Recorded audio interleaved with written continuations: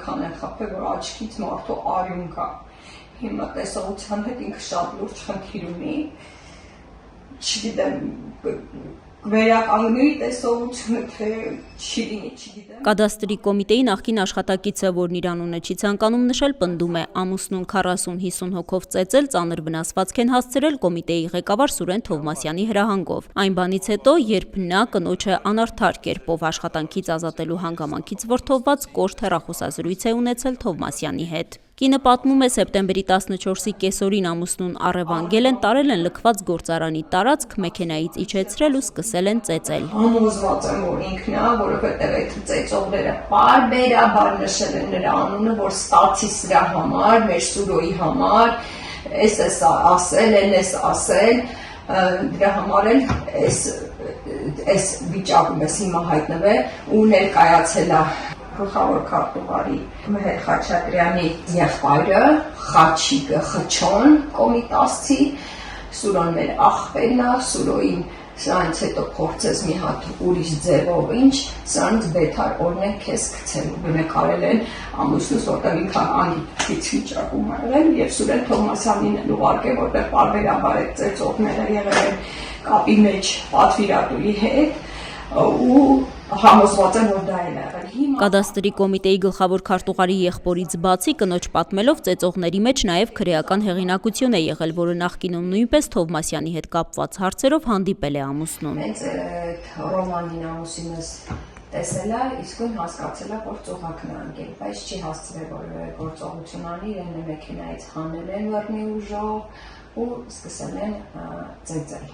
Ինչից է սկսվել ամբողջ պատմությունը։ Կինը կադաստրի կոմիտեի արտաքին կապերի վարչությունում գլխավոր մասնագետ է աշխատել մինչև սեպտեմբերի 9։ Ամուսինը նույնպես նույն կառույցի նախկին աշխատակից է։ 7 տարվա աշխատանքից հետո Թովմասյանը կնոջ պնդելով կրկին անարդար հիմքերով ազատել է նրան։ Հարաբերությունները հատկապես լարվել են, երբ նմանատիպ որոշում է կայացվել նաև կնոջ վերաբերյալ։ Ասում է, մեծ ներգործություն է ունեցել, իր դեմ արշավ է իրականացրել արտաքին կապերի վարչության ներկայիս պետը, որը ժամանակին եղել է Թովմասյանի քարտուղարը։ Ես 2.5 տարի տաղապանքի մեջ աշխատել եմ այդ ստորագույն անձնավորության հետ Մարինե Սահակյանի։ Ամեն օր չէի ուզում ես երդվում եմ, ասում եմ Աստված, թող լույսս չբացվի, մենակ չգնամ այդ տականքի դեմքը չտեսնեմ։ Այն աստիճան ստորացումներ էր ինձ ենթարկում,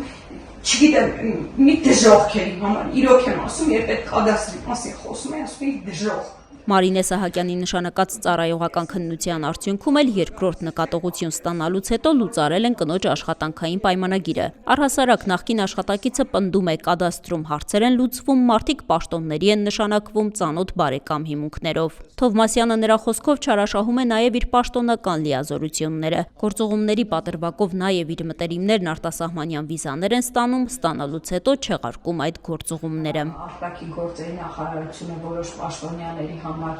վիզա ստանալու, չգիտեմ, ինչ-որ կառույց է դարել,